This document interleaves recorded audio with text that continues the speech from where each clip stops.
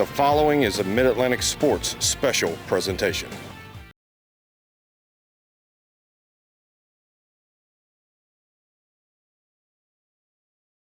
Welcome to the Carolina Sports Arena, and welcome to CWF Mid-Atlantic Wrestling.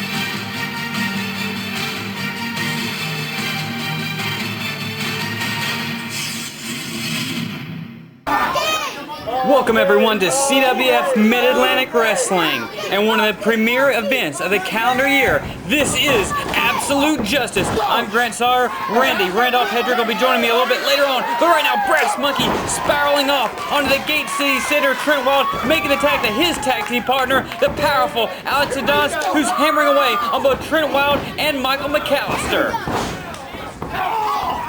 McAllister, though, I don't know if they call him a little bit low or just took the leg out there. Regardless, it was smart and to the blind side of the official Red Jones, which is now allowing McAllister and Trent Wylde to do some double team action on Alex Adonis, and that's one individual that it takes a lot of double team action to be able to take down, because look, the power of Alex Adonis, belly to belly over the top rope on McAllister. Trent Wylde paying too much attention to Munkey and gets pancaked to the canvas. Red Jones with the count, Alex Adonis and Brass Monkey victorious here at Absolute Justice.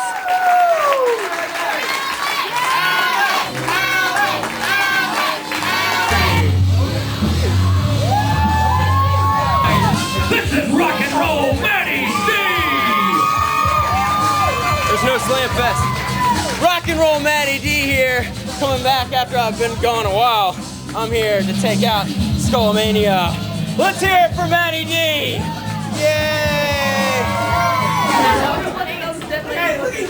Right now you're going to take a look at one of the most lovable individuals ever to walk into CWF Mid-Atlantic. Rock and roll Matty D. He always seems to have a smile on his face, but right now he's flat on his back in the middle of the ring, courtesy of a youngster that's making his CWF Mid-Atlantic debut in the form of Sean McCulley. Leaps over, drops the elbow, making the lateral press, not hooking the leg though, which could be a mistake, as official Katie Kincaid can only get a 2 count here at Absolute Justice. Matty D and McCulley exchanging haymakers. Matty getting the better of it though. Shot right between McCulley's eyes, and Matty D has McCulley on the ropes. Matty, springboard, back elbow, nails McCulley. This time lateral press with the leg hook, but still only a 2 count.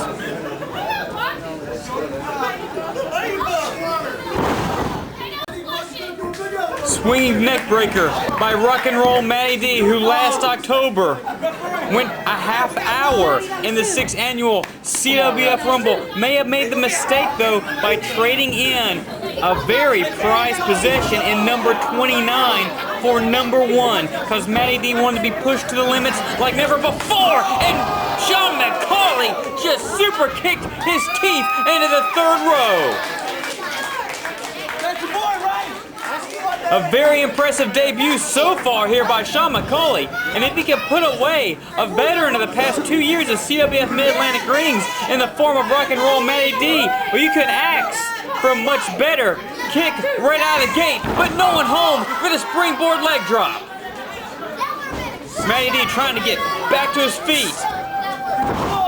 Old school atomic drop. And now with McCulley, defibrillator into the AWA logo. And that's not quite enough. Matty D, brainbuster. Matty D with the leg hook. Here's the count. And this one is over. Rock and roll. Matty D victorious at Absolute Justice.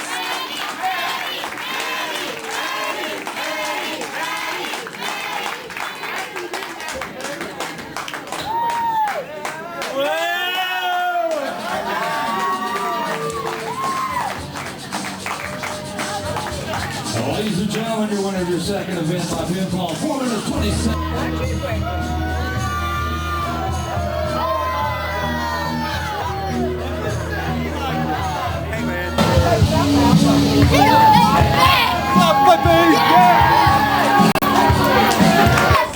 An extremely intriguing bout here at Absolute Justice as we have Sheik Lumpkin's weapons of mass destruction, Gregory Vercetti, an incredible technician, teaming alongside the nearly 400-pound Dangerous E. Corey Edsel, a former multiple-time Mid-Atlantic heavyweight champion in his own right, going against a team that in a lot of circles they would be seen on the same page as the New Age Freebirds, Johnny Lightning and Matt Houston, as Lightning gets the reversal.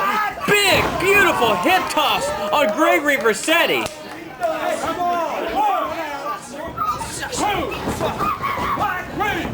Samoan drop, swinging neck breaker. Matt Houston making the cover, and the New Age Freebirds are straight out of the gate, having very good run of luck against Gregory Vercetti.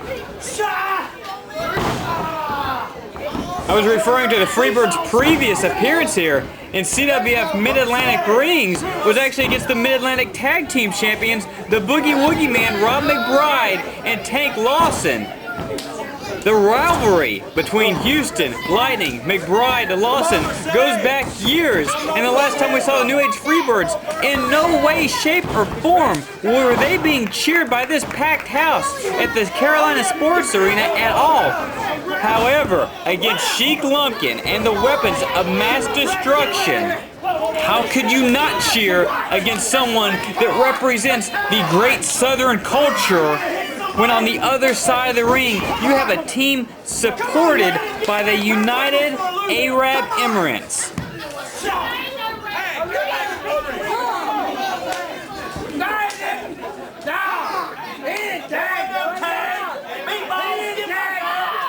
But regardless of who you're cheering for, who you're booing in this contest, the weapons of mass destruction have regained the advantage. And Corey Edsel, beautiful suplex on Matt Houston.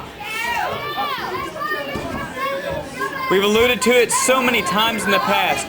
Very few men the size of Corey Edsel are as incredibly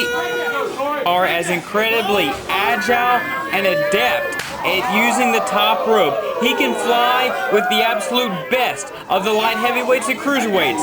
But good Lord, do not let Corey Edsel use his size to the advantage, because there are very few men in this sport that can match the power of Edsel. Drop Toho by Edsel. Vercetti in. Leg drop across the back, the neck of Matt Houston.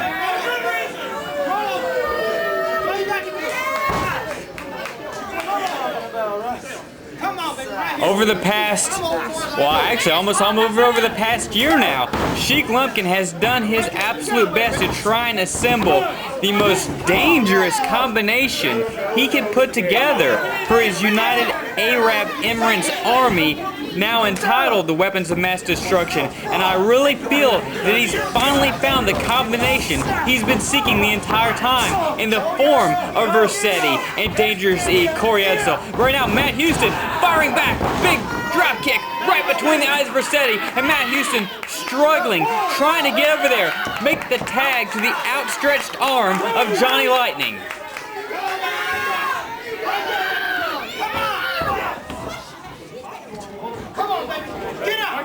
But a stomp to the back cuts Matt Houston off at the pass. Now Vercetti trying to move Matt Houston back, to his corner while at the same time trying to draw the ire and draw Johnny Lightning into the ring, allowing the weapons of mass destruction to do some double team action on Matt Houston. Side suplex elbow administered, and once again Corey Edsel on top of Houston, but Lightning cannot stand it anymore, making the save for his partner. Referee Charles Richardson doing his absolute best to try and make sure the legal man is in the ring. Laying down a 5 count, and Edsel having very little to do with it. Positioning Matt Houston dead center as Edsel ascends to the second inside turnbuckle. Flying headbutt, but no one home. A great opportunity for Matt Houston to try and get over there. Make the tag to Johnny Lightning while he still has a chance.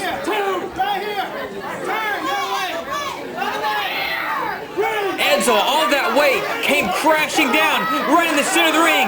All the breath, the wind, knocked right out of Edsel, and Lightning in the ring, hammering Corey Edsel from behind.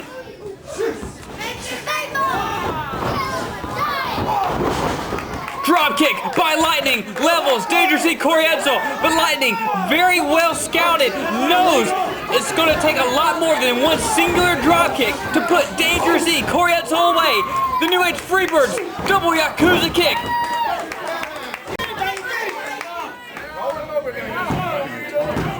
Gregory Vercetti making the save for his partner this time. Lightning now tossing Gregory Vercetti to the concrete floor here at the CSA, and Matt Houston trying to stay right on top. No, reversal by Corey Edsel. Matt Houston off the ropes, slip from behind. Going for a roll up. Too powerful, too strong. Edsel, no. Houston ducks the lariat, but he does not duck the spine buster by Corey Edsel. Charles Richardson with the count, and the weapons of mass destruction are going to win this one.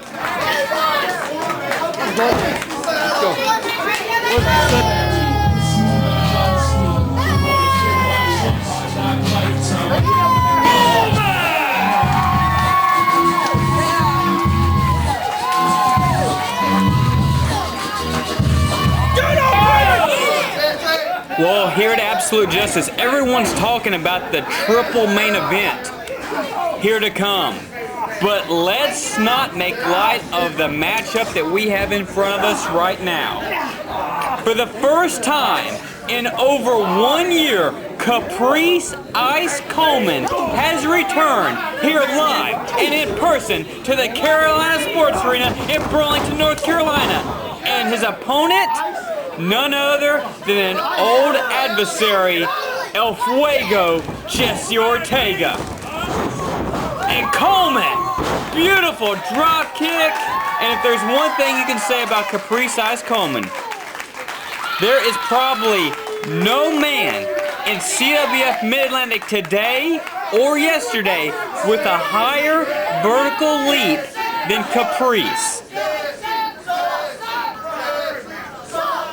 He was one of the great dark horses, one of the shining stars that truly stood out back at the AWA World Light Heavyweight Tournament nearly 2 years ago in this very building.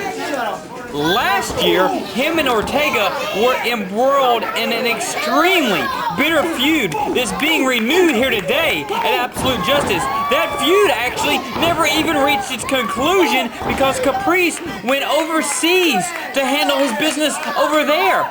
Jesse Ortega, in the meantime, aligned himself with his mentor, the Gemini Kid, and has pretty much become one of the singular most hated individuals in this entire promotion's history in the time that Caprice Ice Coleman has been away.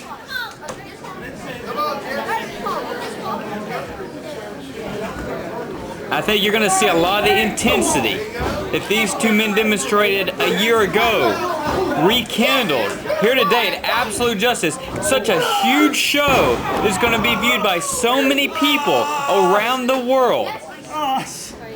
A lot of people are maybe tuning into this show specifically for possibly the 8-woman tag team match, the prison yard match between the Gemini Kid and the Kamakazi Kid, or the everything to lose main event. They may be coming for those matches, but this match, one-on-one, more than has the capabilities of stealing the show.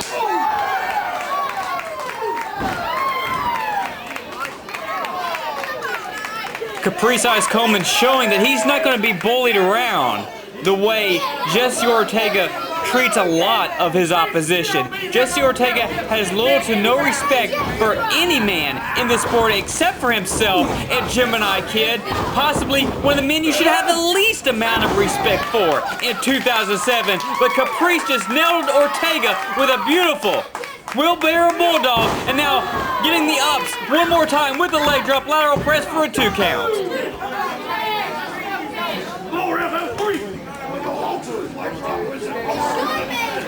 Caprice trying to reposition Ortega now, but Ortega driving the knee in the lower abdomen, fighting his way out of it. Ortega charging Caprice, who simply steps over him. Ortega precariously perched on the ring apron, but smartly drops down, clotheslining Caprice across the top.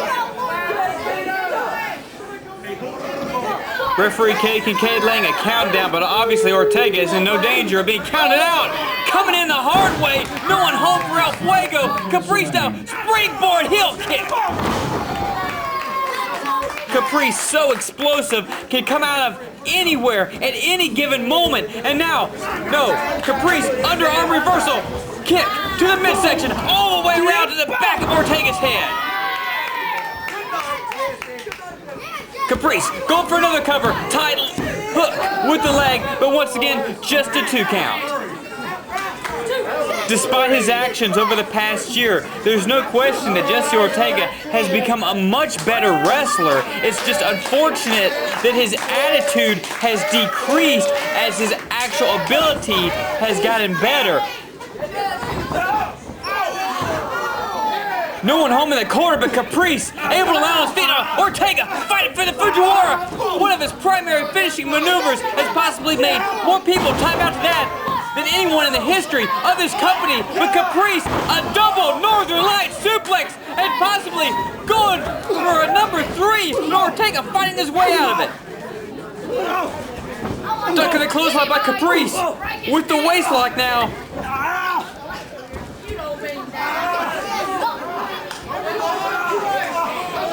Caprice could be trying to find his way.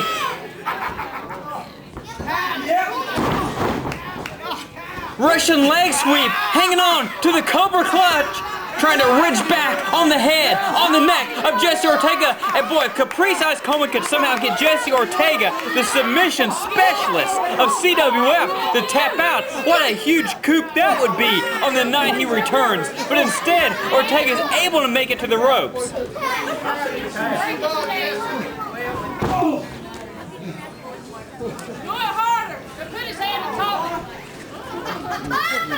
Caprice still with the advantage though. Ortega, underarm reversal, took him down hard with the Fujiwara, and now reaching back, trying to apply all the pressure possible, trying to get his complete body weight on top of the upper back of Caprice Ice Coleman, and then elevate that left arm up that much more. And you see Caprice trying to fight it, but Ortega trying to squirm his way all the way on top. Oh! Ortega with his feet on the ropes. Caprice is going to have no choice but to tap out here. Jesse Ortega with the aid of the ropes. He's going to break Caprice's arm in two with the added pressure that he's using. You hear the screams of Caprice Ice Coleman as his arm was literally being wrenched straight out of socket with Ortega's full body weight of being applied.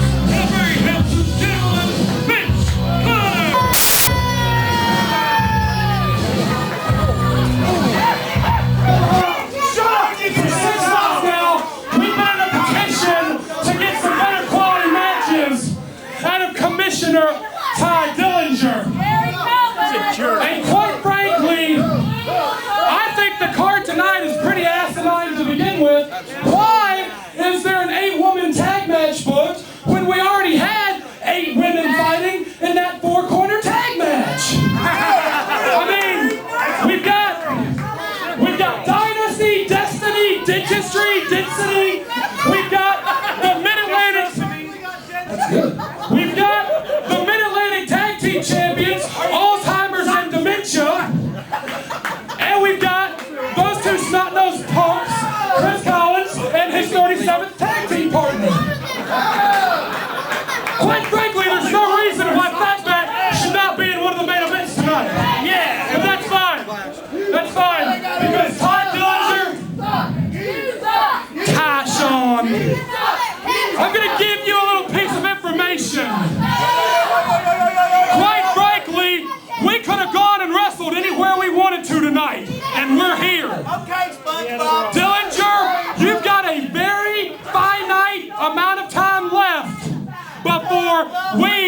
are going to bring the fight to you.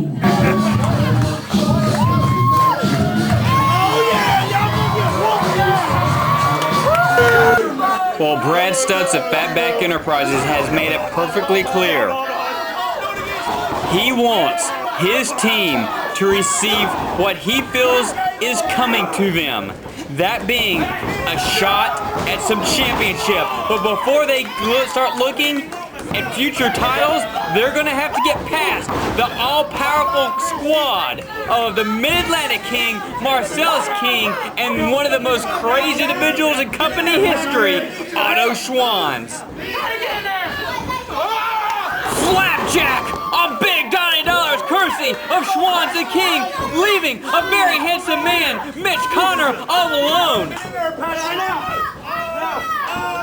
Donnie Dollars was nearly able to take Otto Schwanz out of commission last fall, but Otto Schwanz has returned with a vengeance, and now Marcellus King sending Schwanz in hard, crushing both Connor and Dollars in the corner. And speaking of coming back with a vengeance, Marcellus King making the cover. Let's not forget the last time we saw Marcellus King in his CWF ring. Well, it really wasn't in a ring at all. It was laying outside on the concrete as he had been powerbombed to the concrete floor courtesy of Big Donnie Dollars and Fatback Enterprises. Marcellus King was helped, pretty much carted out of the CSA that night. And a lot of people have questioned, has Marcellus King returned to action too soon? He was certainly in no condition to compete when he left the arena on that occasion. Is he really ready to compete here tonight at Absolute Justice? I guess time will tell, but right now he's looking to be at 110%. Taking down Mitch Connor, series of hip toss, arm drag, drop toe hold, floating over into the headlock.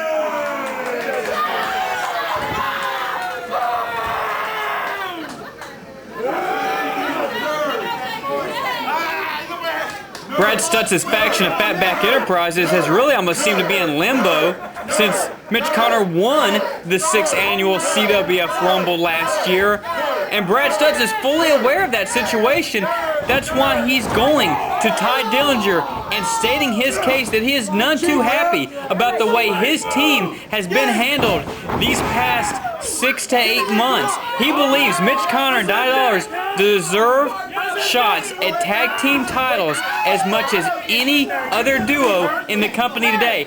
And he doesn't care if it's the Mid-Atlantic Tag Team titles or the AWA World Tag Team titles. He just knows his men deserve some gold around their waist.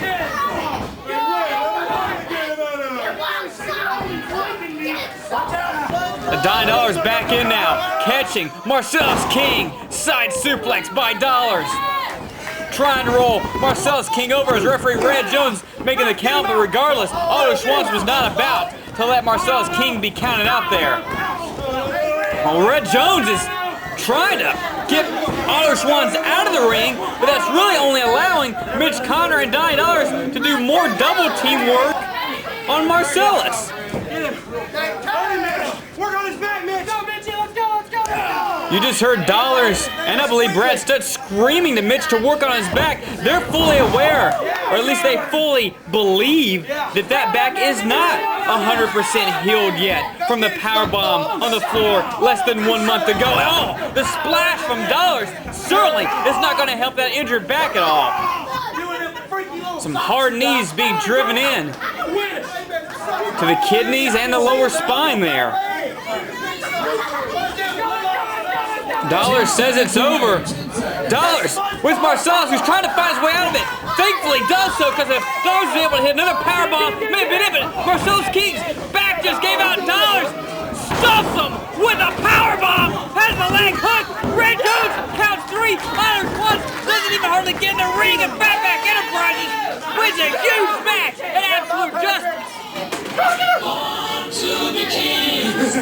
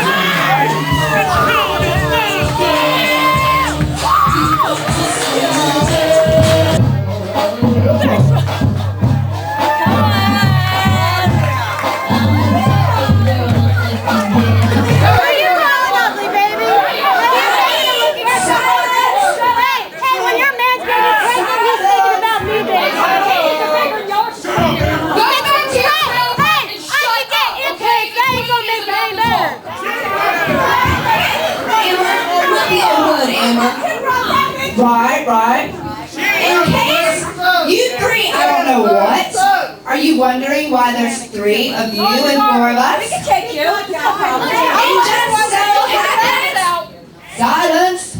It just so happens that me and Mr. Dillinger are like this, and I got right much pull up in this hood. So we are the one. You're what's down there in this arena.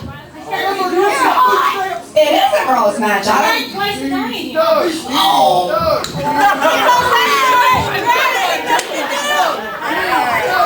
is a handicap match. It's not a handicap thing. Let's work these guys. Oh no, it's nothing!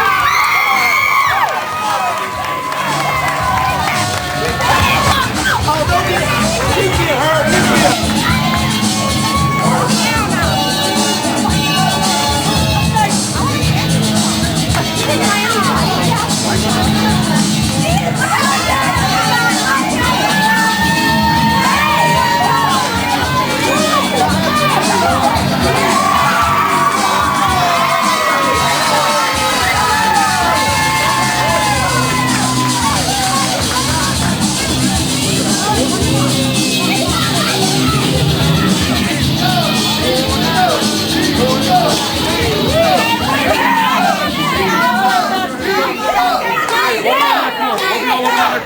This looks like it's 4-on-4. This is one fall.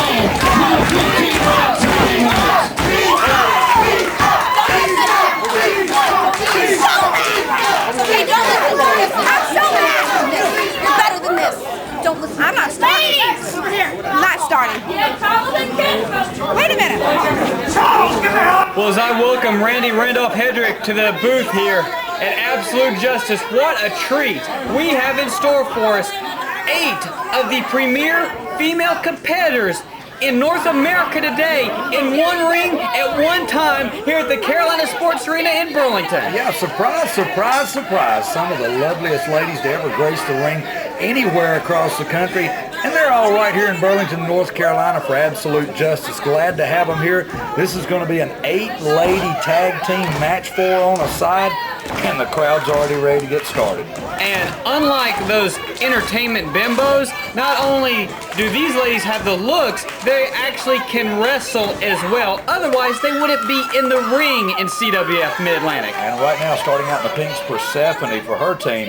And Larry Littlefeather backing Persephone into the corner, shoots her off.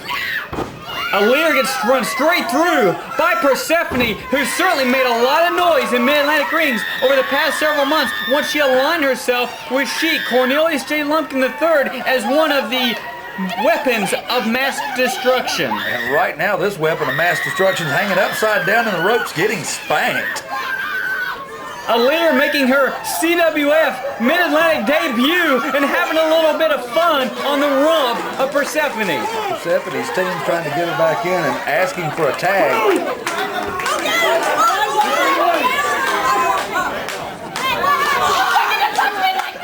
Aaliyah Littlefeather teamed alongside a tremendous technical wrestler in Cindy Rogers. If you've never had a chance to see Cindy wrestle, she's absolutely phenomenal. Also, the young upcoming Becky Bayless, and pretty much the figurehead of women's wrestling in CWF for years, G-Star. Yeah, G-Star back in action here now. Here we have Cindy Rogers tagged into this one legally, and look who she's standing opposite from, an old favorite here in the CWF Mid-Atlantic area, Amber O'Neal. It's been nearly 1 year, actually, since Amber O'Neal has stepped inside a CWF ring, and now finally locking horns with Cindy Rogers. Amber O'Neal really was the first one to put women's wrestling on the map in CWF Mid-Atlantic, passed the torch to G-Star, and between those two, they spearheaded this promotion from its day one till present day. And right now, Amber O'Neal caught in the hammerlock courtesy of Cindy Rogers. Cindy Rogers going to work it around. Amber tries to reverse out to no avail.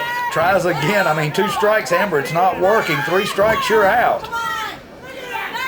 Also alongside Amber O'Neal and Persephone, Allison Danger, who's wrestled all over this world in pretty much every promotion, who just got the tag in, and their fourth partner, another young upcoming in the form of Talia Madison. And right now, here we go.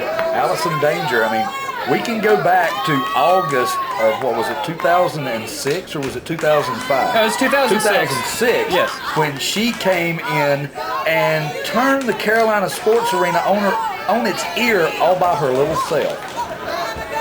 Allison Danger made a big impact her first night in this promotion. But right now, the veteran wrestler has Becky Bayless on the mat, and this is a huge mismatch just in the terms of experience alone.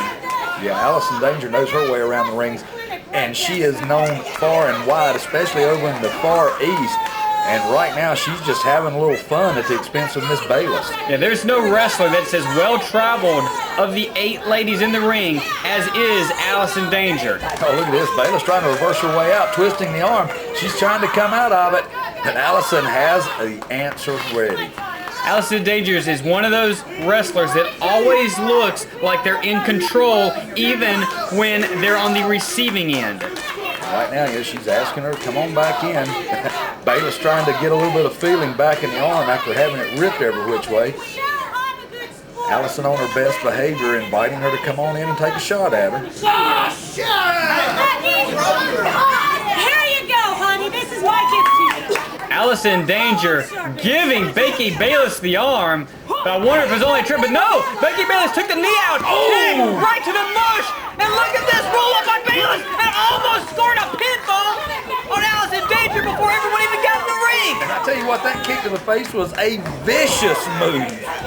Bayless with another roll up, catching Allison off guard, and Allison having to retreat to her corner. Yeah, Allison Danger going back for a little safety and numbers back here. You got to wonder if she won't see any more of this. And now Talia Madison finally tagged in, making her first appearance in the CWF Mid-Atlantic ring. Talia getting the tag. But on the receiving end, former Mid-Atlantic Television Champion and certainly the crowd favorite G-Star got the tag as well. Oh my goodness. Madison with an open hand right across the face. Oh, I would hate to be Talia right now if G could get a hold of her, but Talia showing she's got a little something extra in the tank, driving the knees right into the nose, into the face of G, long enough to daze her, but G has a handful of hair. Talia smartly stopping the foot, making the tag to Amber O'Neal, and these two old rivals dropped hold by G and making the tag back out to Cindy Rogers. You probably just saw right there why we haven't seen Amber in almost a year in our ring, is because every time she goes in the ring against G-Star, she ends up bouncing her pretty face off the canvas. Amber trying to recoup, squared off again with Cindy Rogers. Can I show you my new dance moves I just learned? No. Hey, come on, dance. Shower. Come on. Go. You know what? You know what, birthday? Go, Amber. It's your birthday. Go, Amber. It's your birthday. Go, Amber. It's your birthday. Go, Amber. Oh, dear God. Cindy Rogers thankfully clotheslines Amber O'Neal to the canvas. I was having flashbacks of Drake Tungsten and Mitch Connor there for a moment. I kind of threw up in my mouth. Cindy Rogers showing off her technical prowess has Amber O'Neal tied up like a pretzel on the mat. She's unable to move. Allison Danger coming in trying to help her partner, but I tell you what, she's still pretty much tied up. Either Charles Richardson is the luckiest man in the world or the unluckiest. I'm not sure which. Because he's going to have a very hard time in this match, but it may all be worthwhile. Never can tell. Right now, Cindy Rogers, Allison Danger locking up out here in the middle of the ring once again. And it's on, and you said it earlier. This isn't fluff. These ladies are wrestlers, and you're actually seeing chain wrestling by ladies here in the ring. Now, don't be surprised if you're not used to seeing this on Monday nights on television. Randolph, what we're watching right now is so far removed from Mondays, they'd have to create an extra day of the week. Yeah, but I mean, come on, this is entertainment. This is fantastic. As Cindy Rogers has Allison Danger tied in positions that I don't even know the technical name of, which is a good thing. And I tell you what, I think even though she's not able to get out of it, I think if one thing's happening is Allison may be getting a little angry here. She finally rolls this one around, turns it around, and look at this. The two technicians in the ring right now putting on a clinic. That has got to be painful. Oh, it looks like he could almost dislocate the shoulders. A cocky shot to the back of the head with a boot. I thought Danger was going to tag out, but no. She's got a better grip on the young lady. I think it's safe to say that neither one of us would last 5 minutes before we'd be tapping out to any of the individuals in the ring right now. As Cindy trying to rip the arm right off of Allison. I tell you what, we've said vicious twice now in this match already. These ladies are cutting no one any slack here. I've got to make mention of the fact that Cindy Rogers is a huge Elvis fan as well, which earns her a bonus point or two in my book. Bless her heart. And a huge elbow by Allison is returned just as tough by Cindy Rogers. Oh my goodness, Rogers isn't backing down a step. Allison Danger keeps moving in. Finally, Danger down to her knees. And we've got a tag over the corner, and I don't believe Cindy even knows it yet. Aaliyah, a blind charge, but Allison sidesteps her, and Aaliyah wound up where she did not want to be, in the arms of Talia, Persephone, Amber, Allison, all at the same time. And right now, there you go talking about lucky Charles Richardson, but it's unlucky from this little feather over here in the corner. But G-Star's had enough. Persephone get the tag. I'm not sure if Charles saw it. It may not matter, but she's choking the life out of Aaliyah in the corner. Richardson's questioning what's going on, telling her to get her out of the corner, which she does by the hair. I'll tell you one thing, Randolph. Persephone took pretty much the entire calendar year of 2006 off, but ever since she returned, Persephone has got to be one of the most improved female wrestlers I've seen come along in a long, long time. Well, I'll tell you what, she's always been quite a performer in the ring, but what we're seeing now is a much more professional approach. We're seeing a lot of polish to her game, and I'm going to say it again for the third time this match, she's got a vicious streak that she didn't have before. I'm sure that has a lot to do being alongside Sheik Lumpkin and his weapons of mass destruction. I mean, Persephone and Corey Edsel, that says a lot right there. Yeah, and right now, Talia back in, dragging this little feather over the corner and got her by the hair. Talia possibly, along with Becky Bayless, there's a question about which is the least experienced of those two, but Talia being very, very smart, ring positioning, and not trying to overexert. But no, look at this! Aaliyah rolls all the way through and ends up with the face right into the turnbuckle. Talia right on top of her, going to try to drag her back over to her side of the ring, working on her here in the ropes, and you see Persephone's already jumped down to the floor. Referee's back turn, and here we go. Boy, the squeals of Persephone piercing the ears of everyone here in the CSA. Emperor O'Neil now back in the ring, handful of hair on Aaliyah Littlefeather. Right now, Littlefeather needs to get over and make a tag as she takes a boot across the shoulder blades. I mean, is this supposed to be like a show of strength?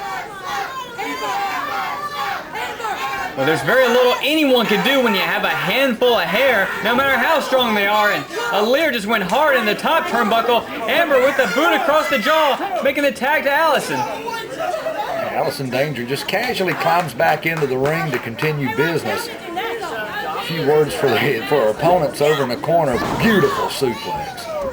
Allison flowing over, a cocky cover on Aaliyah, only able to get it two.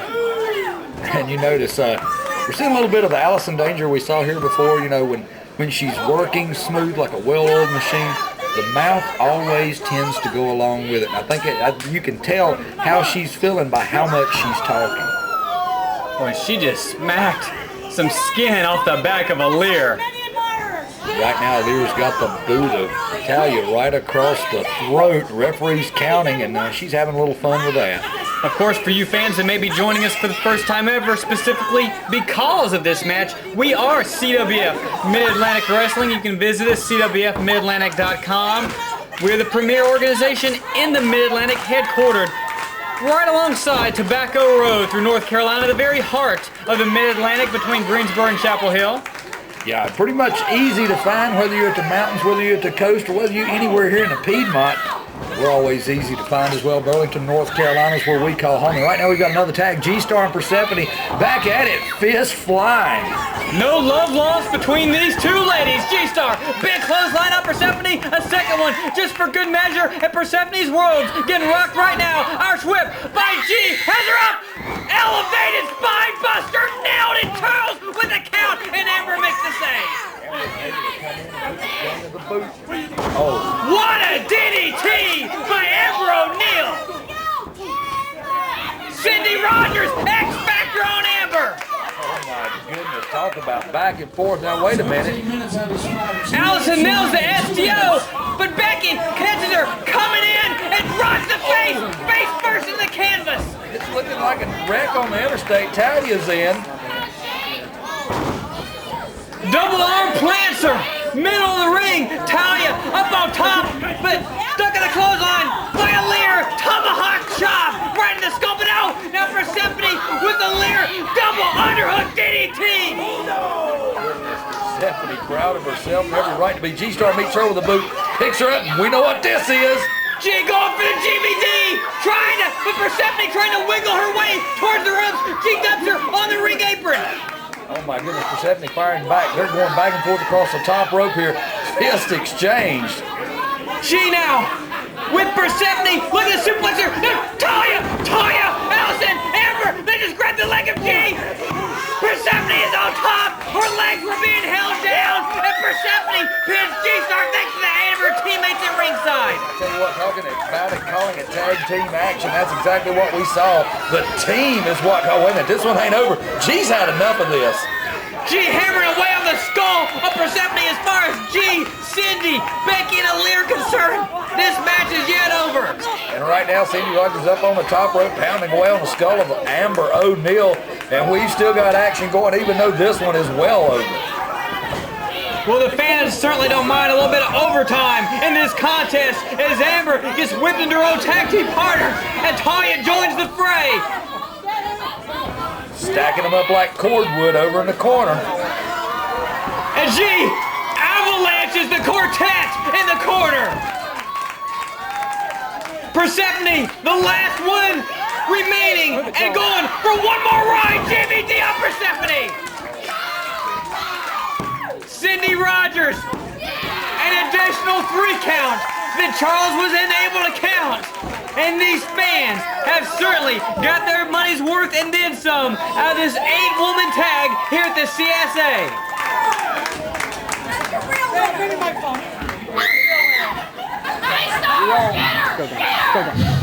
I just want to say, winners and losers tonight don't matter. Tonight this match was for one special lady who was passed away, Miss Sherry Martell. And this match, we did for her and anybody. Thank you, Sherry.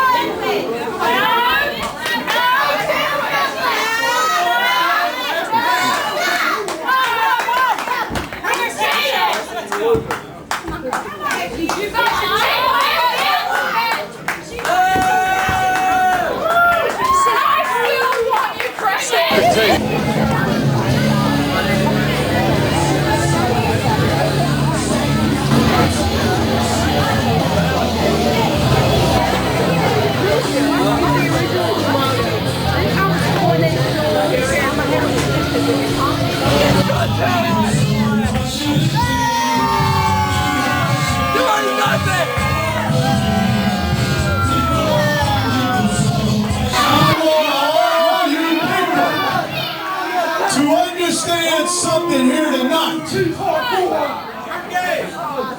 There's only one way to fight a masked maniac like the Kamakazi Kid, and that's put him in the prison yard and get rid of him forever.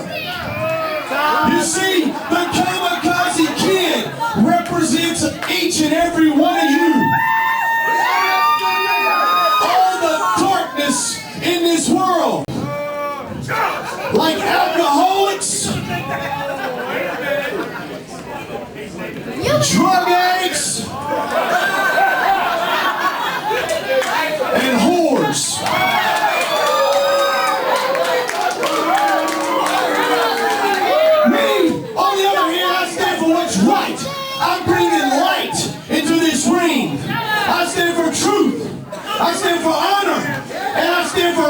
justice. And tonight, I'm willing to pay the price to get rid of the darkness and bring wrestling back into the CWF. To get rid of the barbed wire. To get rid of the thumbtacks. And have wrestling like Johnny Weaver would be proud of. Because I am the Johnny Weaver Cup champion. And tonight, I'm going to be the most extreme wrestler there's ever been in the CWF. I went to the ECW arena just this past weekend. I met with Sabu, and he told me how to win this match. And you better believe that's what's going to happen. I'm taking the Kamakazi Kid, his mask, and most of all, I'm taking his soul right here tonight.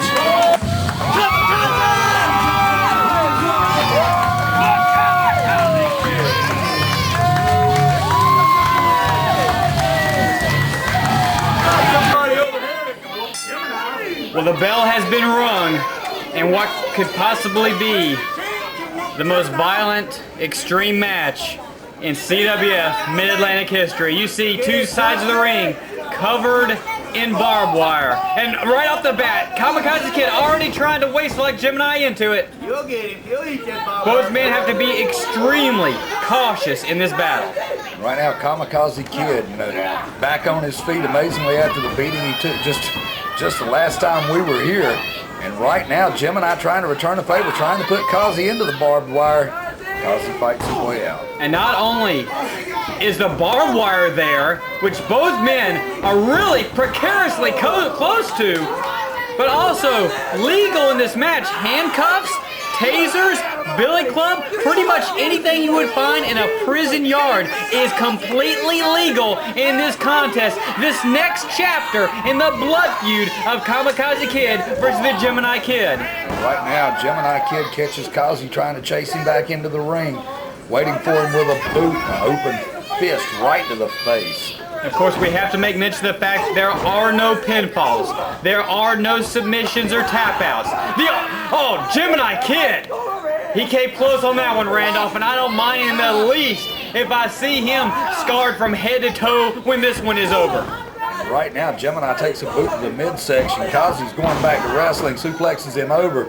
Beautiful little bit of textbook work right now. And Gemini, knowing there's no pinfalls, just going to lay there. Well, Charles is starting the 10 count, which is much like a Texas death match. The only way this match can end. A man has to be counted down for a 10 count. Of course, the only thing is, in a Texas death match, you usually don't have barbed wire, tasers, handcuffs, and billy clubs legal. And right now, the barbed wire already trying to come into play here early. It's barbed wire wrapped around two sides of the ring. And I mean, that has got to keep you thinking north and south if you're inside that ring, including referee Charles Richardson. Of course, the barbed wire is probably going to be a distraction, as both men have been trying to go for it possibly too early before really incapacitating the opposition. But Kazi slides out of the ring and maybe already be looking for some hardware in this one. I'll tell you what, looks like he's going to come out with a billy club. Kamakazi Kid is going to make full use of what is legal in this one and try to choke the life out of his arch nemesis, the Gemini Kid. And you see, Gemini was pointing to the referee that he was being choked, and the referee's going so. Referee Charles Richardson doesn't have to do anything in this contest except administer a 10 count to a fallen man. And right now, Gemini Kid is down on his back, that club draped across the throat. Oh my goodness. Kamakazi Kid trying to shove the billy club into the larynx of Gemini Kid. Gemini Kid having a hard time catching his breath. Kamakazi needs to keep on this man. He's dangerous regardless what you do to him. And right now, here he goes back with the stick right across the throat. Russian leg sweep with the billy club. Now look at this, a modified surfboard of sorts, driving the knees into the back and reaching back with that billy club. Right now, you got to wonder, it's about time for Gemini Kid to start turning a little purple in the face. He can't be breathing normally. Randolph, it has been 10 long months since this feud first began. This could very well be the night where it comes to an end for one of these individuals. And Kazi tried to come off the ropes, but Gemini Kid caught him with a shot to the abdomen. Gemini Kid has something in the hand. Gemini Kid, he's back to his feet, staggering out to the middle of the ring. Yeah, he's definitely got something in his hand. I can't tell what it is from this point of view, but right now he's trying to keep it away from the referee, which I don't really believe it matters if the referee sees it or not, does it? Oh, I guess the only question is it something that would be used in a prison yard? And it wasn't a bar of soap and a sock, was it?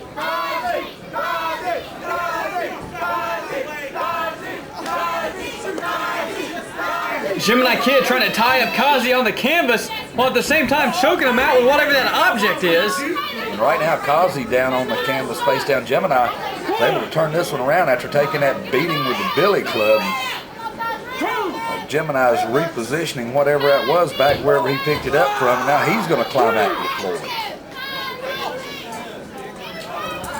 Oh, and here come the handcuffs. The handcuffs that have come into play so much. Going back to War Games, where Jesse Ortega handcuffed the Kamakazi Kid to the very ring rope, which in turn handed the commissionership to Ty Dillinger.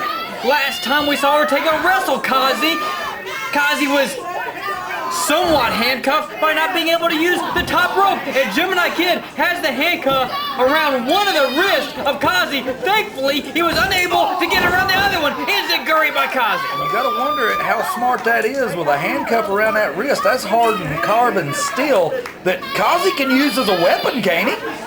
Well, he sure can. I don't think Kazi's very happy to have it on his wrist. There we go. But he just planted it right between the eyes of Gemini. Oh my goodness.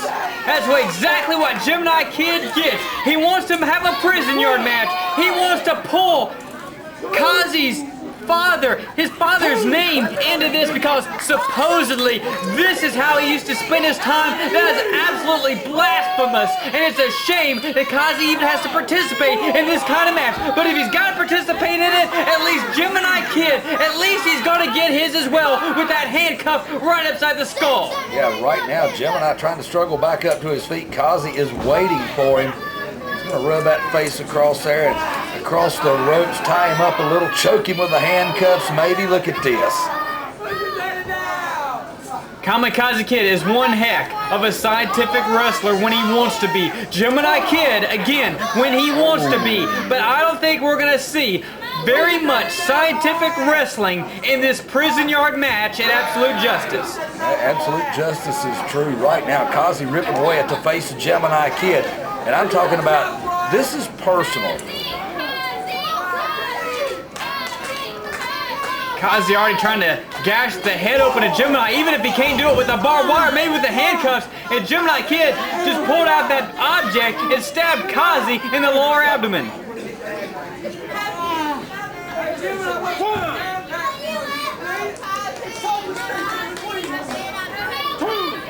Gemini Kid already a little worse for wear in this one. And you gotta think the eventual victor in this match could be the first one that is actually able to use the barbed wire to their advantage. Right now, Kazi's struggling, trying to get out. Oh, look at this, Fujiwara armbar. But I mean, there's no submissions in this match. There is no submission. He's got a crossface on Gemini Kid, but maybe it's enough to weaken. No, wait, look at Gemini. Gemini Kid just saw the other handcuff and handcuffed Kazi's wrist together while he's in the crossface. Yeah, he handcuffed his wrist together while he got him around his face. Now Kazi realizes exactly what's going on. Oh, we've got to get a key or something. Kazi's going to be helpless being handcuffed together like this. Look at this Gemini. Oh my goodness. Oh, double axe handle. Well, Kazi's trying not to let it deter him at all, hammering away in the stomach. And look at this camel clutch with the wrist cuffs around the throat of Gemini. Oh my goodness. I mean, you can cut a man's head off like that with that steel chain. Kazi's still worrying a little bit too much about how to get out of the handcuffs. What he needs to be thinking now is get this match over with quickly. Yeah, Kazi, like you said, this match can't end soon enough for Kazi. Wow, what incredible balance that Kazi was able to do that standing double leg drop. And right now, Kazi's still trying to feed it to Gemini Kid. Gemini's down, but I don't believe he's out for a 10 count yet.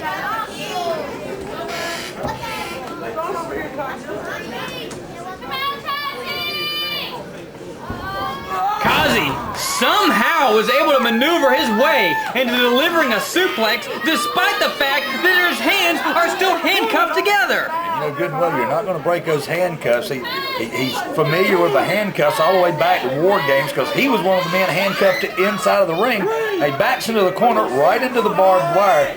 He's got to be rethinking the whole situation right now. He needs to go total combat. Well, you're so used to having those ropes to lean against, you completely forgot that today they're wrapped in barbed wire. Look at this, Gemini trying to get back to a vertical base. Kazi able to kick him in the ribs, come back around, a little more choking action with the handcuffs. I mean, Gemini's one that snapped him shut. I guess he's got to deal with it now. Well, this is an incredible battle that Kazi's putting up, considering he's literally handcuffed. Yeah, this is every cliche in the book. The man is definitely handcuffed. And right now, he's still trying to take advantage. Oh, look at this, trying to twist around to a neck breaker. Gemini reverses. 10 minutes expired.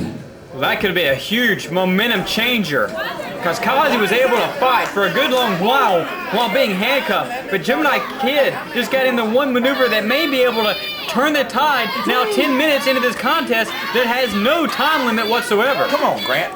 Kamakazi Kid's been handcuffed here in CWF Mid-Atlantic for months. This isn't anything new to him. But now we got Gemini back out to the floor looking for more plunder. Kamakazi Kid has basically spent the last year of his life. Oh, and there's that taser. The taser they used the last time these two were in the ring together. Gemini Kid put it into the stomach and into the very neck of the Kamakazi Kid in that decision match with Jesse Ortega. And if he gets hit with the taser, this match is going to be over.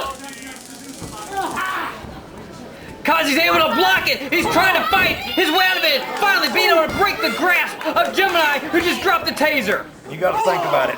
Oh, Kazi wasn't remembering there's a billy club laying there. Gemini able to make quick use of it. Now here we go, right across the middle of the spine. Well, the taser's laying there right for Kazi, and Kazi almost fell right into it by accident. Gemini Kid seems to be proud of himself with that billy club right now.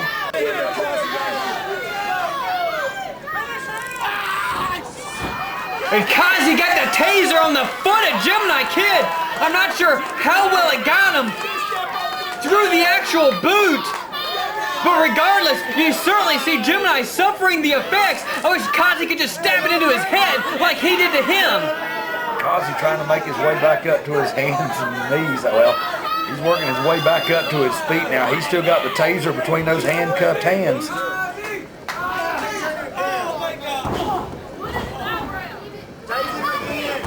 Jockeying for position for that taser. They've almost forgotten about that barbed wire because they know how important of an instrument of destruction that taser can be.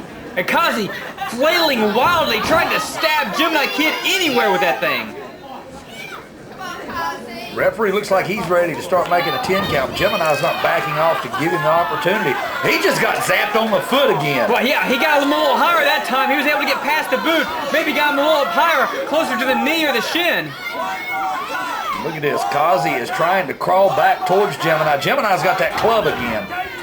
Right across the back of the neck comes that billy club crashing down. Gemini back to his feet. He's still got the billy club. We know he's got something in one of the pants pockets he's got on here tonight. He's contemplating the barbed wire over here on the ropes right now. Kazi back to his feet. Gemini meets him with that stick again. Oh, head first! Head first! Kazi is the first one to taste the barbed wire! Kamakazi Kid is wrapped in barbed wire over here on this side of the ring. Still handcuffed together. He's been beat with a billy club. And God only knows the damage that may have been done underneath the mask. I mean, that mask is just a very thin layer of fabric. Kazi's back from one side to the other. Oh my God, they're going to make coleslaw out of the back of Kamakazi Kid, and he knows it.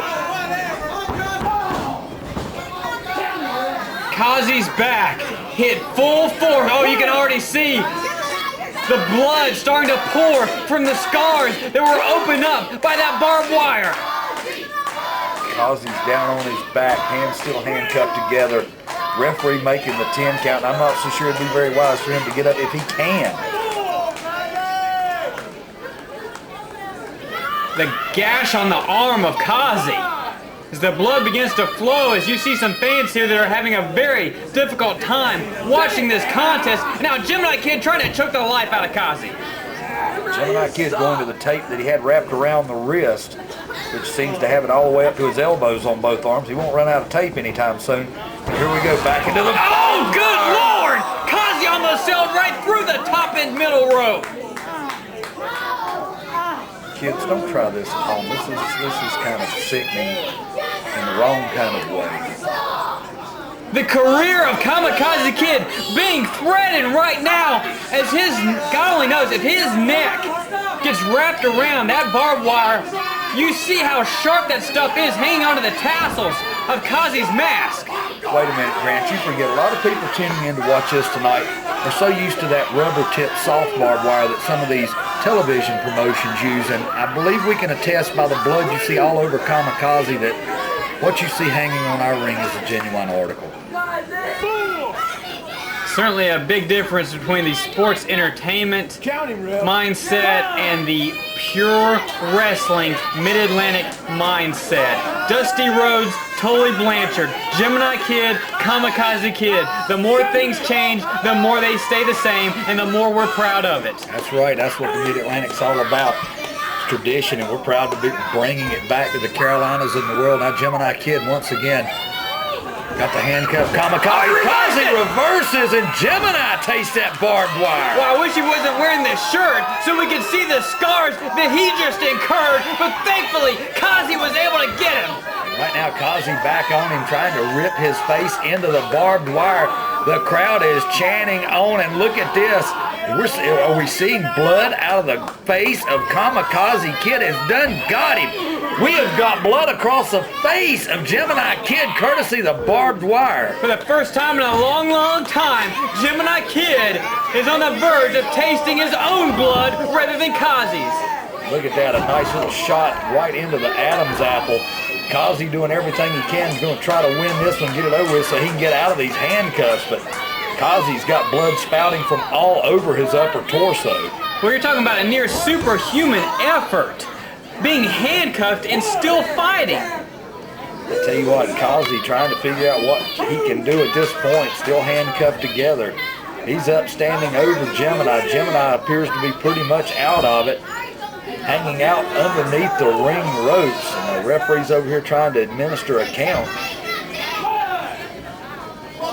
Kamakazi Kid, I wish you could follow up on it and quit fighting with the handcuffs, although it is giving Charles the opportunity to count Gemini Kid down, but Gemini Kid able to get back to a vertical base before he reached 10. And Kamakazi Kid once again with that billy club going right across the top of the head of Gemini. Gemini back over into the ropes, barely avoids the barbed wire, hanging on for dear life. Kazi's coming back in, shot to the midsection with a billy club. Now he's going to drag him out, still handcuffed. You know, it's hard to imagine calling anything when you've got a wrestler physically handcuffed. Gemini Kid, the blood beginning to pour from his forehead as Kazi pays tribute to an old friend in the form of ex-Cyrus thanking him for that DUI. Right now, Kazi's got to be wondering what it's going to take to finish this match. I mean, Gemini Kid looks like he is out of it right now. I'm not sure he knows what town he's in. You gotta think, Kazi's trying to think of what he can do being handcuffed like this. What else can he do to put away Gemini Kid when he can barely move his arms? Oh God! He drove the knees into the abdomen, but Gemini Kid spun him around and Kazi's entire back came scraping down across the barbed wire. My goodness, this is going to leave this young man scarred for life. Right now, this match still continues. It isn't over yet, regardless of what we've seen. Prison yard match, and it's a first for me, and I'm not so sure I'm going to be real eager to see another one in my life. Oh, I didn't even want to see this one here today, Randolph, but there are certain events in history that you cannot stop. You only have to be there to witness and then deal with the repercussions, which is exactly what's going to happen. Here tonight with Kamakazi Kid, win or lose, his physical body has been beaten and bloodied in a way like he's never felt before. A standing drop kick by a handcuffed individual. The perseverance of the Kamakazi Kid under the most adverse conditions is simply phenomenal. And right now, Kazi going back a little bit of choke, those handcuffs across the throat. But you know, it always calls him, and here he goes back to the ropes. I don't know. Well, Kazi's trying to climb the top rope, but even that is a chore and a half. Yeah, he's still got to mind the barbed wire that's there to grab him. Swanton bomb and no one home. Well, what incredible guts it took for Kazi to even try that maneuver. Look at this Gemini Kid staggering around trying to find something else to hit his opponent with. I mean, he's back over and got Kazi by the nape of the neck around the mask, and that can't be good for Kazi, still handcuffed. Kazi's... Oh. The entire upper torso of Kamakazi Kid. Look at the one. Look at the one right by his neck. It's right on his back of his neck, Randolph. And those of you that don't like the sight of blood, you might want to look away for a few moments here, because this is not a pretty sight. Kazi's mask still attached to the barbed wire. And you see multiple scars across his back, and Randolph, you can simply not get a cut near the neck like that. As you saw, that piece of barbed wire was perfectly piercing into the back of the neck of the Kamakazi Kid. Hey, I got a message for all my buddies on AOL. Show me where they're keeping the blood capsules.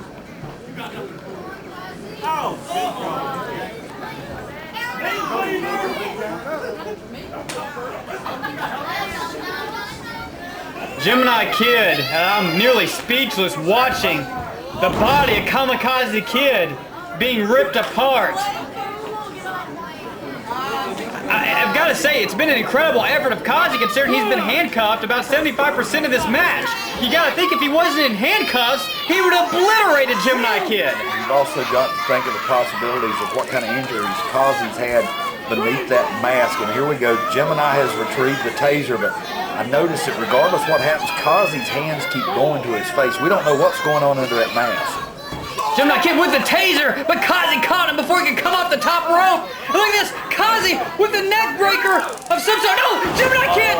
Gemini Kid just got Kazi straight in the ribs with that taser. Both men are down, and Charles Richardson has begun what could very well be a very fatal 10 count. Gemini Kid took the taser. Gemini Kid took the neck breaker, but he did not take the taser. Kamakazi Kid has not been able to do anything but try to struggle over his hands and knees. He's not been able to do it. Gemini's dragging himself along the ropes. Now he's got hold of the official. What is Gemini doing? He's got Charles Richardson. Oh, not Ortega! Not Ortega again! Ortega with the taser! Right in the back of the neck! That was right where he was cut in the barbed wire! And he's got taser in that same spot! Kid face first down on the cameras. I can't even tell if he's breathing at this point. He could be very well unconscious right now. He is not moving. Referee, make the count. Let's get this over with. This is ridiculous. Charles is still laying down a 10 count. Yeah, Charles, at least lay the 10 count down. I mean, you missed the whole action behind you again.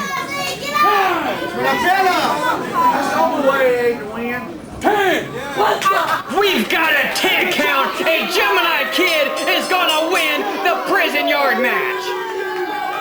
It wasn't a pretty sight. One of the most brutal matches I've ever witnessed in my life. And if I never see another prison yard match, it'll be too soon.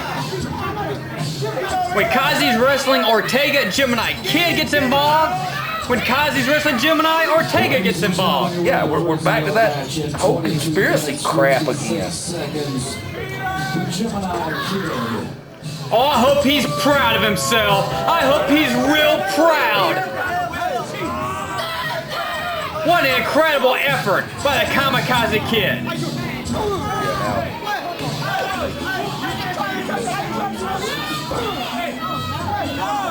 Oh, Gemini Kid!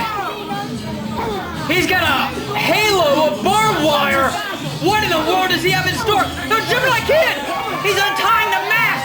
The identity of the Kamakazi Kid! Yeah, we're back. This one's well over. Right now, Gemini Kid got a crown of thorns for Kamakazi Kid right on top of the head. Look at this. He leaves Kazi without his mask. He's got the mask in hand. Here comes everybody out of the back. Finally, Ortega out of the ring. I tell you, this is an ugly sight. Kamakazi Kid has been unmasked at the hands of the Gemini Kid, who is leaving with the mask, which represents the very identity and soul of the Kamakazi Kid.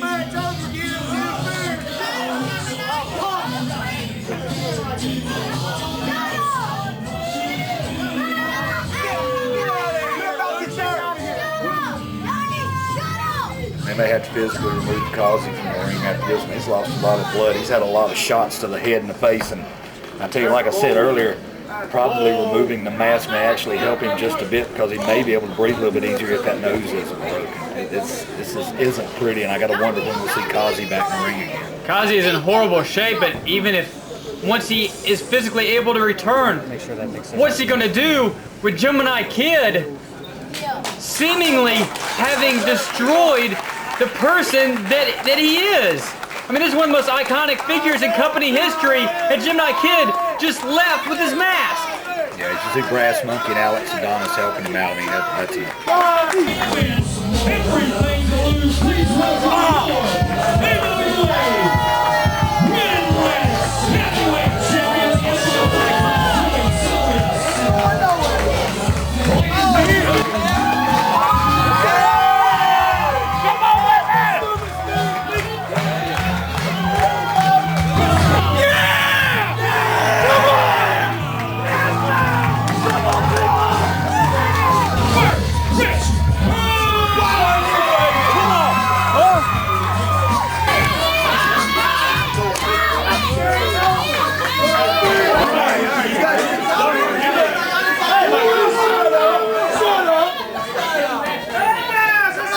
Is truly everything to lose.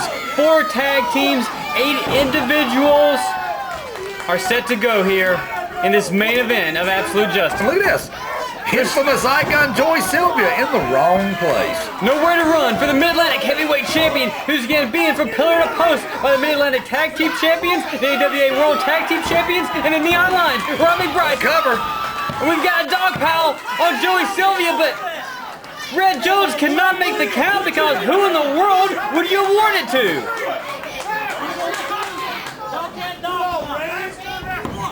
X-Cyrus is finally the last one to try and make a cover.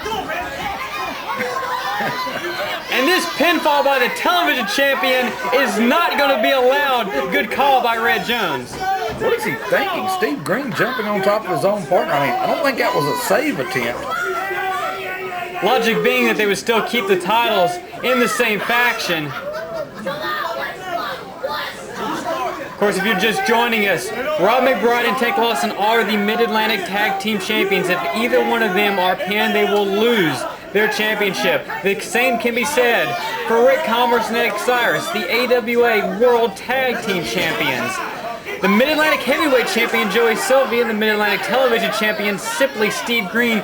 Their 2 individual championships are on the line. If either man gets pinned, whoever pins them will become that new individual champion. And the Neon Lions wanted to be in this match so badly, while they had no titles at stake, they said we would put our tag team career on the line. And that's exactly what they've got going right now. One half of the Neon Lions Classic, Chris Collins, hooked up with one half the AWA World Tag Team Champions, X-Cyrus, able to reach around behind the man, take advantage. He's got him in a headlock down on the canvas. Referee Red Jones calling the action. I guess the irony of this being that the only team in the match without a championship, the Neon Lions, may actually have the most to lose, because championships, of course, can be won and lost. A career is forever, and that would change the lives of those 2 individuals for the rest of time. And right now, Chris Collins, X-Cyrus still going at it. Collins able to twist the wrist, got a controlling position over X-Cyrus, trying to work over X-Cyrus's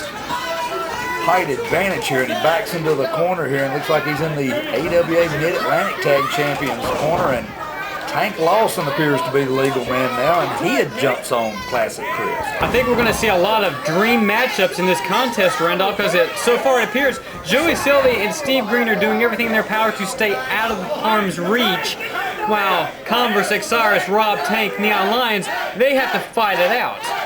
Yeah, but I mean, like you say, you know, who's got the most to lose? Everybody in this match has got something to lose, and if you're not involved in the match, I don't guess you can lose anything.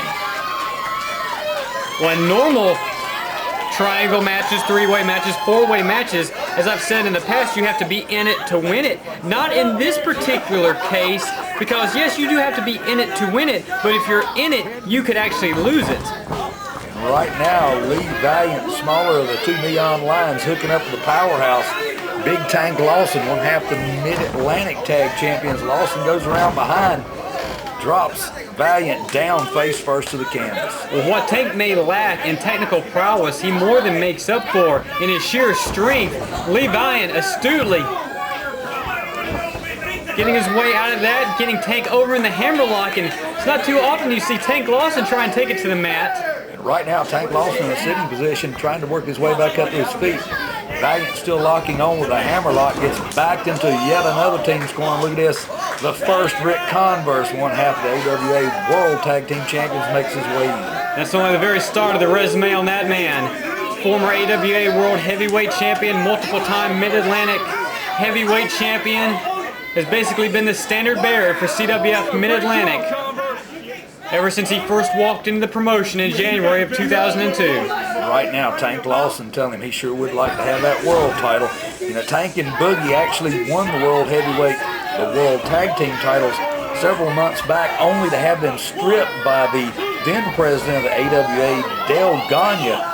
And I believe Tank and Rob still believe deep in their hearts that they are the world champions. As much as fans love Ric Converse and Osiris, a lot of fans here also share that same viewpoint, that Rob McBride and Tank Lawson are truly the uncrowned AWA World Tag Team Champions, and this is a matchup that really Rob and Tank have deserved ever since last December. Yeah, Rob and Tank didn't even get to hold the world titles, not even quite a week. I mean, they didn't lose them in the ring. They lost them in the boardroom up north through a telegram. The absolute worst way you can drop a championship is for political nature such as that. And look at this, Ric Converse and Rob McBride, two of the most popular figures in company history. And ironically enough, Ric Converse's first ever match in CWF back in January of 2002, it was a tag team match against none other than Rob the Bull McBride.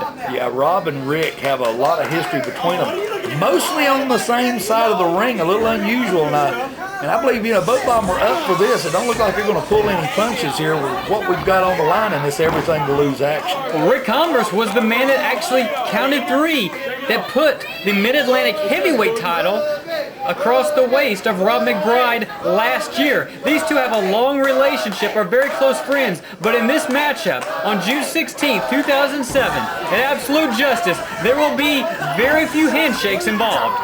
Look at this, an incredible show of power by Converse, slamming Boogie Man to the canvas. Rob the Boogie Woogie Man McBride having the name and legend of the original Boogie Woogie Man, Jimmy Valiant, handed down to him 2 years ago now almost. 2004 actually, wasn't it? Boogie Jam at one of the association's meetings in Greensboro. We got a test of strength right now between McBride and Converse. Both men jockeying for position. I don't think either man will take the low road in this test of strength that you see so often. Rob McBride slips out in a thunderous chop across the chest of the first. Oh my goodness, Converse not ready for that.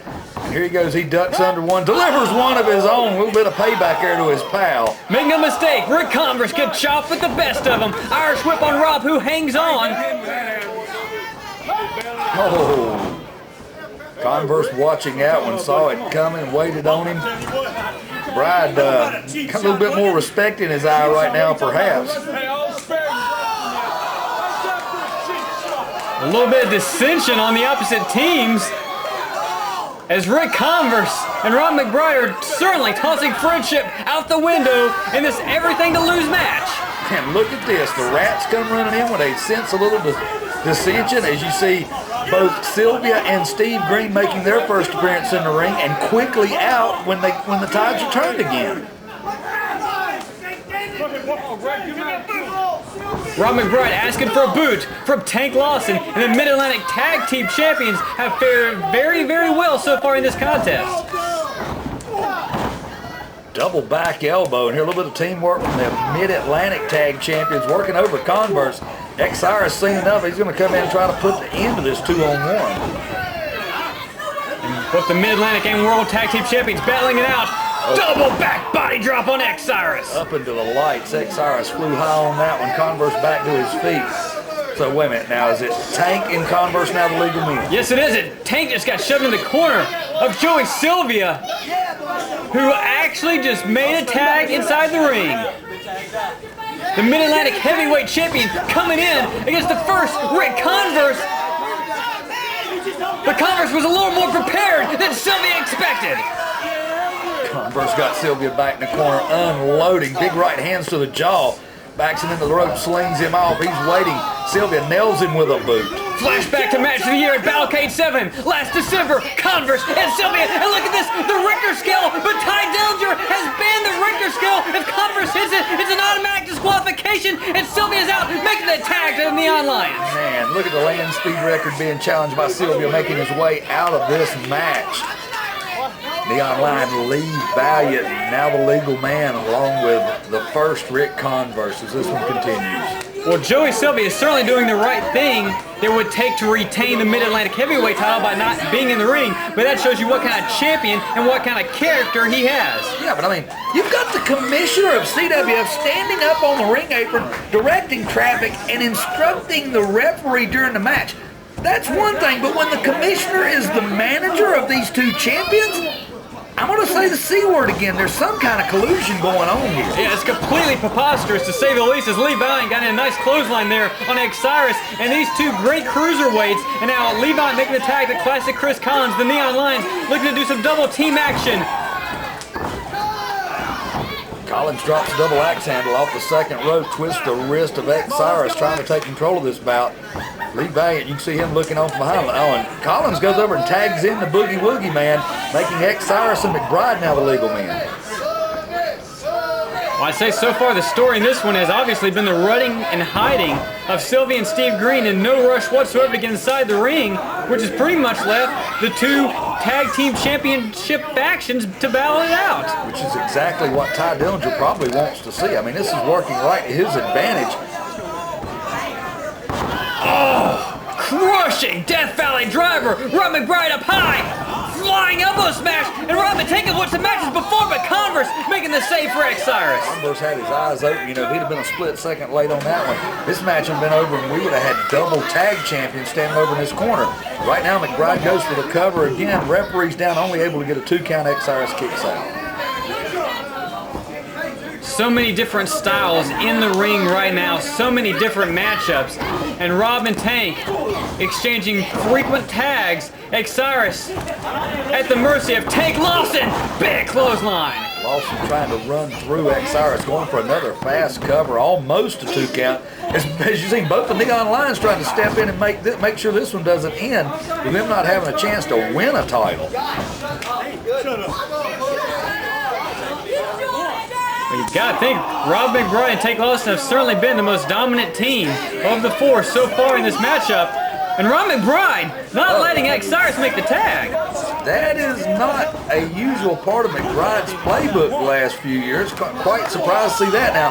McBride takes one to the back of the head when he turns his back on X-Cyrus. X-Cyrus unloading on McBride. X-Cyrus has had just about all he wants out of Rob McBride. And now the Dynasty able to get a tag in and some chops in on McBride in the corner. Yeah, and here we go. McBride, Converse at it once again. McBride went to the eyes.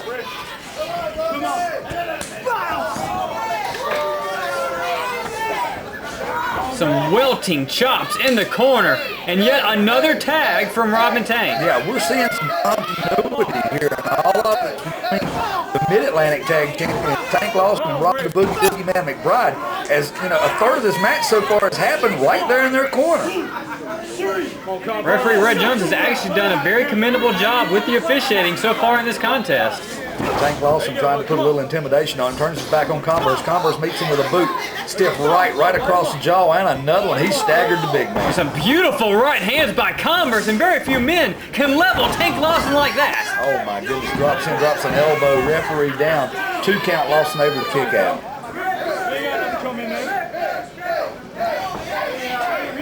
So who are the most rested men in this match right now? It'd have to be Green and Sylvia. Oh, without question, the Destiny probably haven't been in the ring for 30 seconds total. Well, I mean, Sylvia probably got his first 30 seconds right when the bell rang and everybody in the match jumped on top of him, including his own partner. I wonder if he's going to notice that when he watches the tape. Well, I still think that was a little bit of a pre-planment on the Destiny's part. They just weren't expecting Red Jones not to make the count. Right now, the action is backed over to Destiny's corner, and where are they at? They're down on the floor getting preached to by CWF Commissioner and Manager of Champions, Ty Dillinger.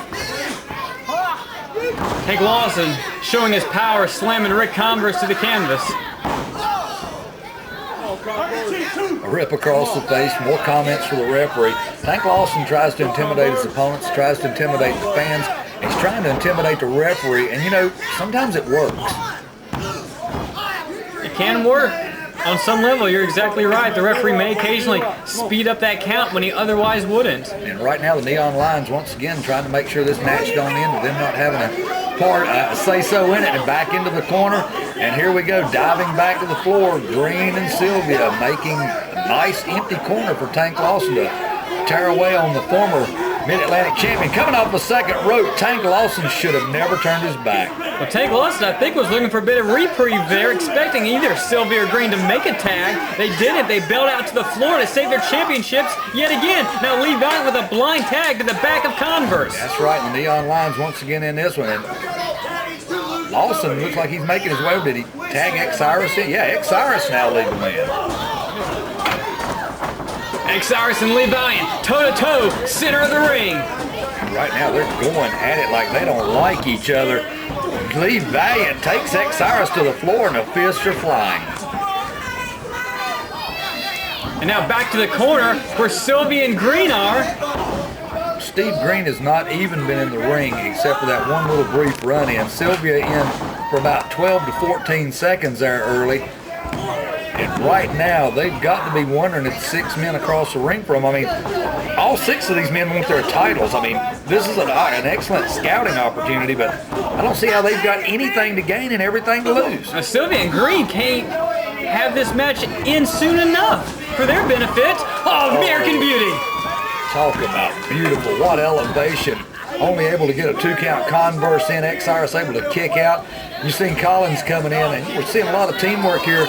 And like we said, this is everything to lose. There's a lot to lose here. Chris Collins tagged in by Lee Valiant, double teamed by the Neon Lions.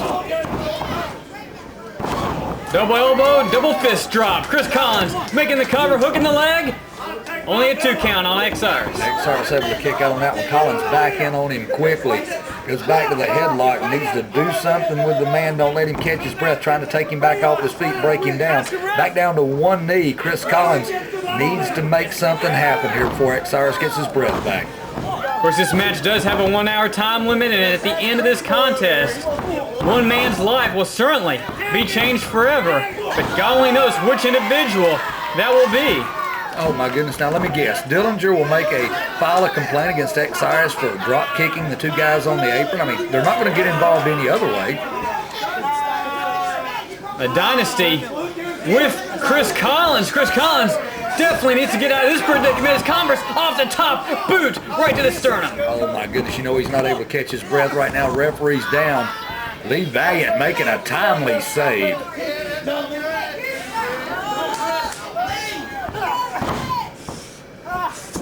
Nightmare by Converse with the reverse chin lock on Chris Collins. You can see the sweat pouring off the forehead of both Collins and Converse. Converse got him from behind the chin lock, working it around. Collins trying to fight his way out of that. Converse going to rock him back and forth, let him have a little bit of difficulty breathing there. Consider what his options are. As we've got people he can tag in all 4 corners. Well, 3 if you count the heavyweight and the TV champ. Bodies collide. Beautiful body press by Chris Collins. Almost scored that huge upset on Ric Converse. That was sudden. That was out of nowhere. Look at that. Sylvia has been tagged in by Converse. It took a chop to the chest to make the tag. Sylvia was down on one knee, didn't see him coming. Sylvia, now the legal man, going to run over and tag in Tank Lawson. And once again, Sylvia back on the ring apron.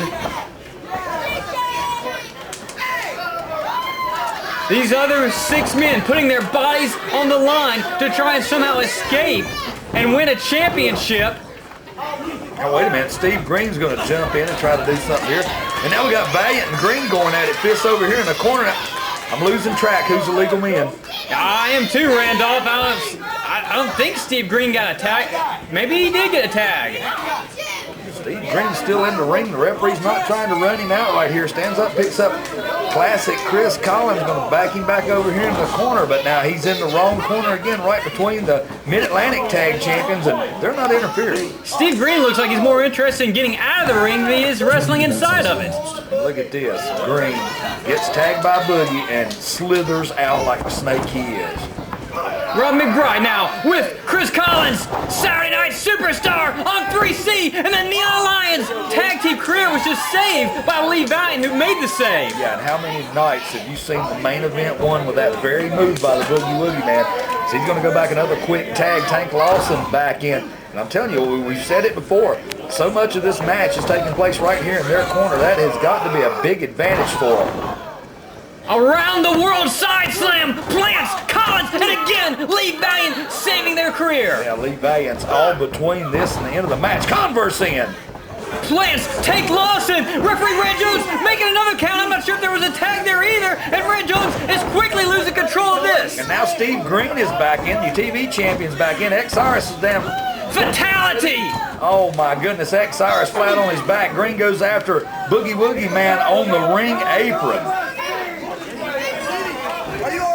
Multiple men down inside the squared circle. The Mid-Atlantic Heavyweight Champion checking on the Television Champion and running to a sky-high powerbomb by Converse has the roll-up and Green with the save. Green's the only thing putting a second belt around Converse's waist. Tosses Converse out to the floor. We've got Valiant down with a... We've got a 3 count! We've got a new television champion! Lee Valiant with a 3 count out of absolute nowhere! Hits the shoulders of simply Steve Green! No, Commissioner Manager of Champions Ty Dillinger's got to be throwing a fit. He just lost 1/2 of his gravy train. Look at the expression on the faces. Steve Green he's not even aware what happened. Ty Dillinger can't believe it. Red Jones asking for the television championship and awarding it to Lee Valiant. Valiant walking away in the biggest stunning upset probably of the night, probably of the month. This was unseen. We didn't see this one coming. We've got a new television champion, and that's 1/2 of the Neon Lions, Lee Valiant. You can look at the expression on Lee Valiant's face. He's as shocked as anyone else in this entire building. Lee Valiant, 1/2 of the Neon Lions, just won the television title. Yeah, the Neon Lions' future is safe right now here in CWF Mid-Atlantic. For now, Valiant looking at this belt, not knowing what to think. I mean, the referee put it in your hand. Strap that thing on for some pictures. You're a new champion. I've never seen more shock on the face of someone that just won a championship. Lee Valiant trying to take advantage of an opportunity. Had Steve Green's shoulders down, I don't even think he expected to get the 3 count at that point in time, but it happened. Steve Green shocked out of nowhere, a simple roll-up, and just like that, the television title is no longer in the camp of the Destiny. I'd like to reiterate what you just said. It was a simple roll-up that did it. Any man on any given night, congratulations from Rob and Tank, Rick, X-Cyrus, Chris Collins, as Ty Dillinger, Joey Sylvia, and Steve Green will have to leave the Carolina Sports Arena and think about what might have been. Yeah, everything to lose, and we now have a new winner, and that's our new television champion, Lee Valiant.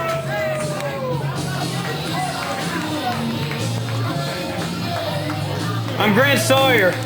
along with Randy Randolph Hedrick. Thank you very much for joining us tonight at Absolute Justice. That's right, we're CWF Mid-Atlantic. We're where the world comes to watch wrestling.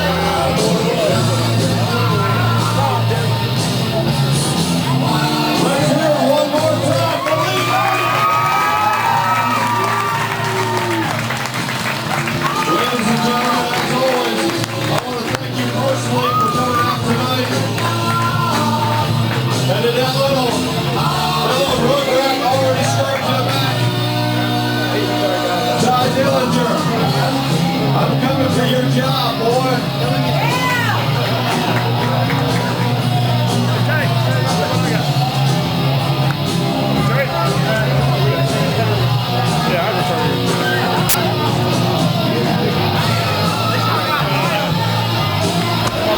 Lee, do you want to talk? Do you want to talk?